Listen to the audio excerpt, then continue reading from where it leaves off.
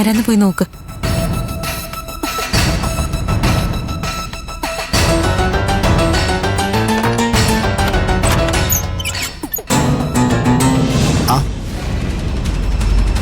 എന്തു പറ്റി പതിവില്ലാതെ ഈ വഴിക്ക് ഇറങ്ങാൻ തോന്നിയത്?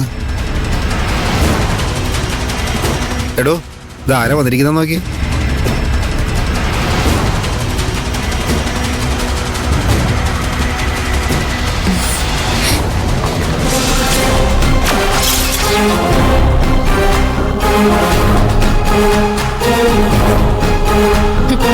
ഇതൊരു കുടുംബ മീറ്റിംഗ് ആണെന്ന് കരുതിയോ?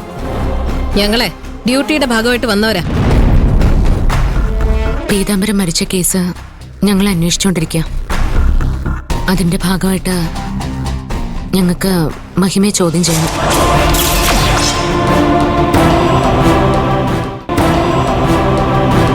ചോദിച്ചോ, പക്ഷേ ഞാൻ ഇവിടെ തന്നെ കാണും.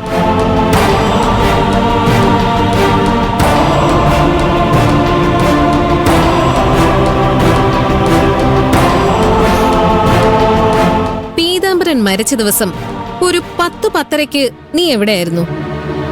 ഞാൻ സ്കൂട്ടർ ഓടിച്ച് വീട്ടിലേക്ക് വന്നോണ്ടിരിക്കുകയായിരുന്നു. അപ്പോ സാക്ഷികളാരും ഇല്ല? ഇല്ല. അതൊരു പ്രശ്നമാവുമല്ലോ മോളെ. എന്ത് പ്രശ്നം?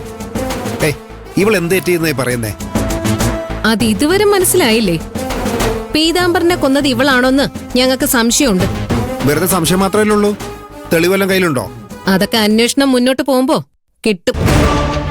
നിങ്ങൾ പോലീസുകാർ അന്വേഷിക്കുന്നതേ ഇങ്ങനെയാണെന്ന് എനിക്കറിയില്ലായിരുന്നു. ആദ്യം കുറ്റവാളി ആരാണെന്ന് നിങ്ങൾ സ്വയം അങ്ങോട്ട് തീരുമാനിക്കും. അത് കഴിഞ്ഞിട്ട് അയാൾ തന്നെയാണ് കുറ്റവാളിന്ന് സ്ഥാപിക്കാനുള്ള തെളിവ് നിങ്ങൾ അങ്ങ് ഉണ്ടാക്കും. എന്താ അല്ലേ? കൊള്ളാം, നല്ല പരിപാടിയാ. കേസ് എങ്ങനെ അന്വേഷിക്കണമെന്ന് നീ എന്നെ പഠിപ്പിക്കണ്ട. പഠിപ്പിച്ചിട്ട് പ്രത്യേകിച്ച് കാര്യമൊന്നുമില്ലല്ലോ. നിങ്ങളുടെയൊക്കെ തലയിലെ ഒന്നും കയറാൻ പോണില്ല. പിന്നെ ഞാനെന്തിനാ തൊണ്ടയിലെ വെള്ളം പറ്റിക്കുന്നേ? ഇവളുടെ ഭാഗത്ത് ഒരു തെറ്റും ഇല്ലെന്നാണോ നീ വിശ്വസിക്കുന്നേ? മരിക്കുന്നതിന്റെ അന്ന് രാവിലെ പീതാംബരനും ഇവളും തമ്മിൽ അടി കൂടിയതിന് സാക്ഷികളുണ്ട്. ഇവള് ദേഷ്യത്തില് പീതാംബരനെ കൊല്ലുമെന്ന് ഭീഷണിപ്പെടുത്തി.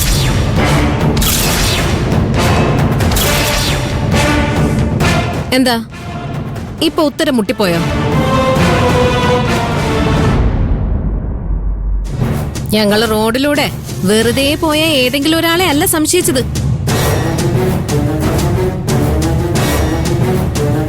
മഹിമയുടെ അച്ഛനെ കൊന്നത് പീതാംബരനാ. ഇവൾക്ക് ഉറപ്പായും അതിന്റെ പ്രതികാരം ചെയ്യണമെന്നുണ്ടാവും. അതുകൊണ്ടാവാം മാധവൻ സാറിന്റെ ബോഡി കിട്ടിയതുപോലെ തന്നെ പീതാംബരന്റെ ബോഡിയും ആളൊഴിഞ്ഞൊരു സ്ഥലത്ത് ഉപേക്ഷിച്ച അവസ്ഥയിൽ കിട്ടിയത്. ഇവളെ സംശയിക്കാൻ ഞങ്ങൾക്ക് ഇത്രയൊക്കെ കാരണങ്ങൾ കിട്ടിയാ മതി. പിന്നെ നീ പറഞ്ഞ തെളിവുകൾക്ക് വേണ്ടി ഞങ്ങൾ അന്വേഷിക്കുന്നുണ്ട്. അത് കിട്ടിയാ ഞങ്ങൾ വന്ന് ഇവളെ അങ്ങ് കൊണ്ടുപോകും. തൽക്കാലത്തേക്ക് നീ ഇത്ര അറിഞ്ഞാ മതി. ഞങ്ങൾ വിളിപ്പിക്കുമ്പോ നീ സ്റ്റേഷനിലേക്ക് വന്നേക്കണം. എന്താ മഞ്ജു ഇത്? മഹിമയാണ് പീതാംബരനെ കൊന്നതെന്ന് തനിക്ക് തോന്നുന്നുണ്ടോ?